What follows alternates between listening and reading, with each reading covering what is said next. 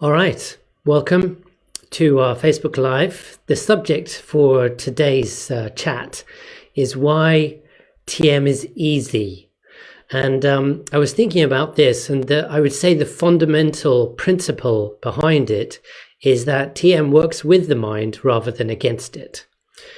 So I'm Mark Heath, and I'm a teacher of transcendental meditation. I work in Brighton on the south coast. And I'm just going to take a few minutes to kind of go over some of the most fundamental principles behind TM.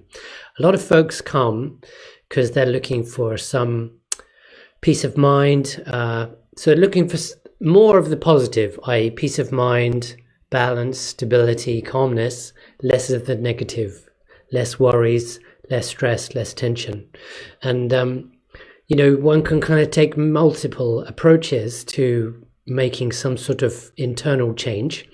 And transcendental meditation stands out in a way because it is easy. And it's easy not because it's simple, or rather simplistic. It's easy because rather than take our thoughts as something that needs to be controlled or cajoled or manipulated or restrained or repressed, we work with the nature of the mind rather than against it. And what that means is that TM is not a concentration technique. You don't sit there trying to focus or keep your attention on some sort of object or a particular thought or your breathing or anything like that. And so it's not concentration, and it involves no degree of control either. We're not trying to get somewhere. We're not trying to keep thoughts out or trying to keep bad feelings at bay. None of that. Those two, concentration and control, ultimately will end up being hard work. And so the main principle behind TM is that the mind is naturally seeking more joy, more charm, more fulfillment, more progress. So if we take that as a given, that that's the job of the mind, then rather than try to kind of restrict it or restrain it, you work with it. And so then the technique becomes one of going with the nature of the mind rather than against the nature of the mind. So how does that happen? We'll talk about that in more, later broadcasts. But the main point is that since the mind naturally seeks happiness, progress, fulfillment, it is normally directed out into the world. It's normally looking for that experience in things, in places, in people, in possessions. And that's not wrong. However, what we do when we do transcendental meditation is we take that natural inclination of the mind and turn it inwards. And then that same mechanism, which is spontaneously seeking for joy, freedom, fulfillment out in the world, now starts to sort of look internally. And so it's not a matter of trying to force the mind to do something that it doesn't want to do. It's a matter of actually providing what it really is looking for. There's the old analogy of the mind like a restless monkey, and there's two ways to control the monkey or to get it to shut up. One is to, let's say you're in your house and you're in India, and the monkey is like making a racket on the roof. So you can go up there and try and chase it or kind of restrain it or restrict it. That's if even you can catch it. And then it might be quiet temporarily. That's one way. That's the hard way. The easier way, much easier, is to think, okay, well, why? It wants food.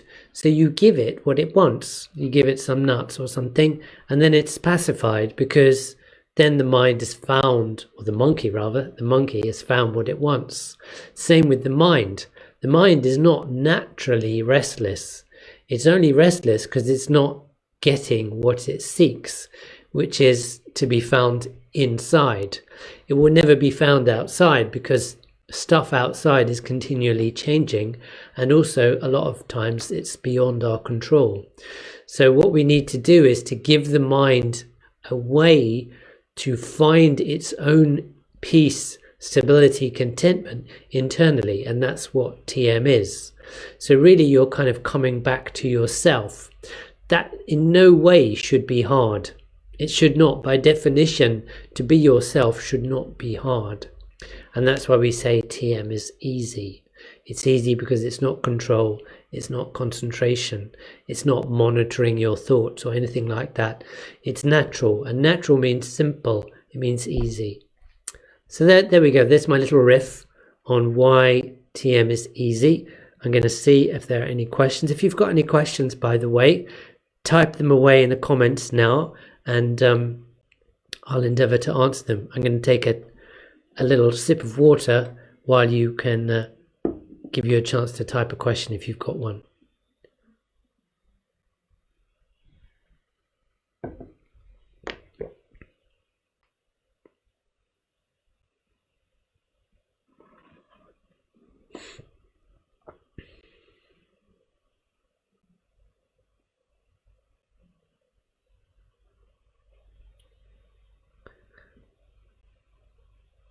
Okay, you can't wait to start. Yeah, good, Leslie.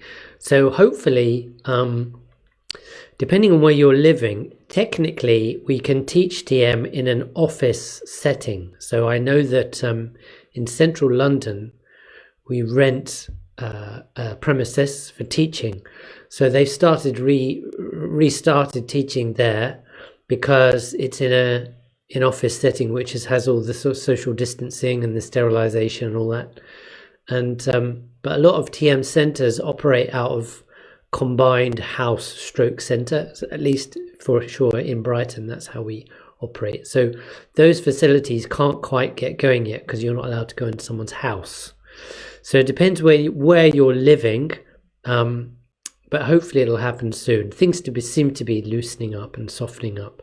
We're hoping by 4th of July because that's when they're predicting the restaurants and the bars and the cafes would be open.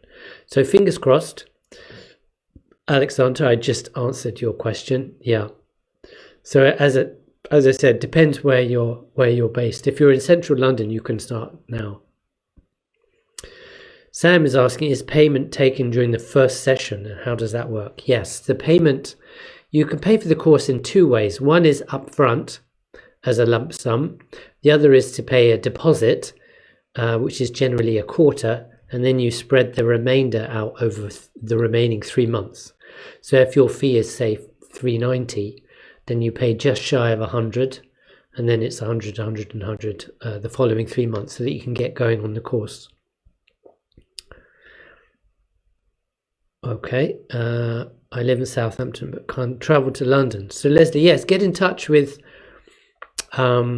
this London Victoria, Central London Centre, and that's Nigel runs that. Lorraine is saying, what has TM given me? That's a big question, Lorraine. I think I'm officially quite old now. I learned when I was a nipper, when I was 19.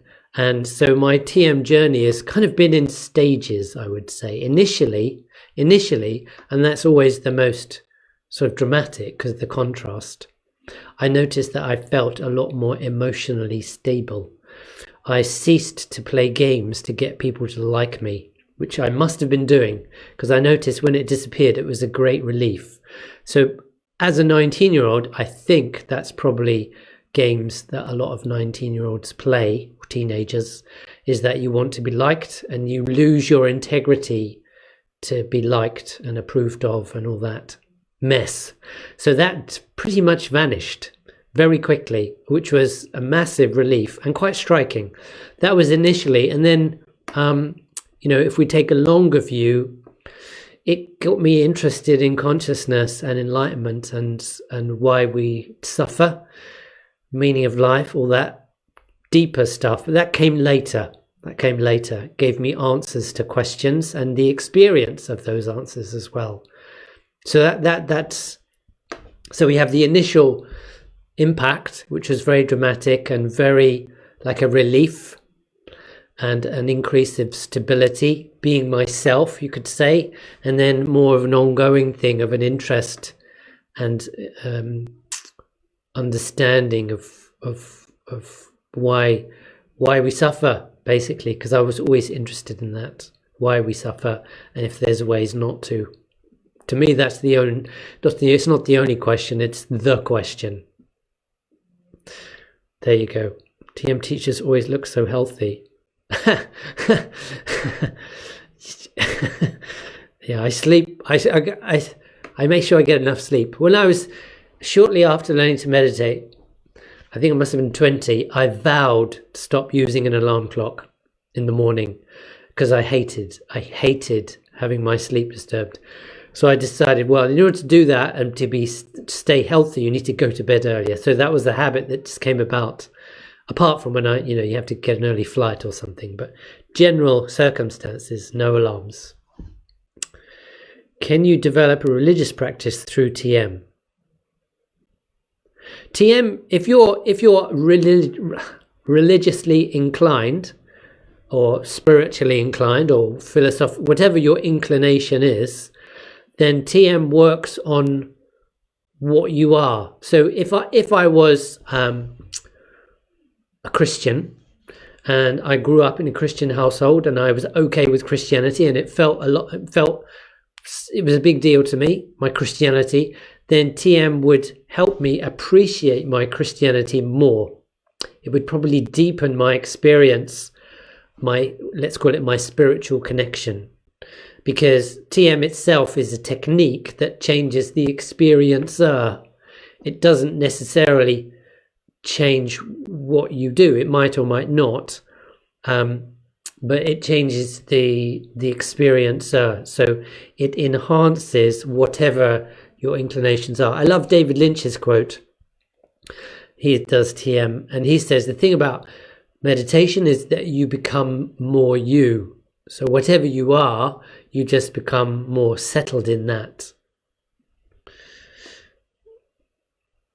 Bournemouth has a TM centre. Yes, you can have a chat with Nick. I know Nick in Brighton and Bournemouth.